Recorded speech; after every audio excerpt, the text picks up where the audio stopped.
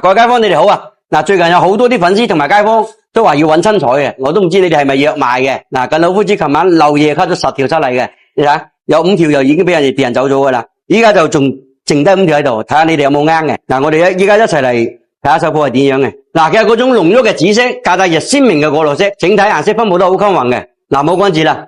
因為呢5條咧有2個粉絲話要加做出嚟嘅，諗住送俾個女做畢業禮物嘅。我依家就能做埋呢2隻起成品俾大家睇下效果究竟係點樣嘅。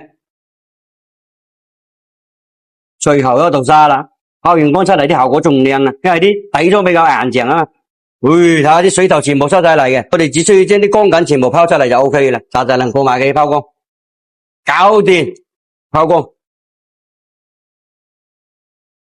啲光緊一出咗嚟，成條爽牙都唔同晒嘅，成條爽牙睇起身好舒服嘅嗰種感覺。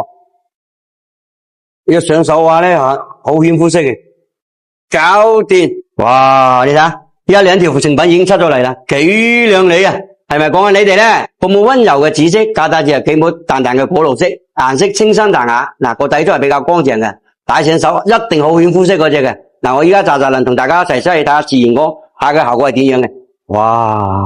你睇，喺自然光下佢係完完全全一啲都唔失色嘅。你睇呢條係紫色會比較多啲嘅，你睇大半邊係紫嘅。用個淡淡嘅果綠色，好明顯一眼睇出嚟嘅。呢條睇自然光下咧，你睇呢條綠色比較多啲嘅，大半邊係果綠色嘅。因為啲廢料咧要睇你哋自己中意邊種。自然光我哋睇完啦，哇，真係好羨慕你哋個女啊，有一個更好嘅媽咪。好似呢種親彩嘅翡翠手鐲咧，老夫子工場呢度做好多嘅。你睇我面前呢啲只不過係冰山一角嚟嘅啫。如果有睇啱或者中意嘅話咧，同老夫子單翻聲，我嚟幫你哋安排。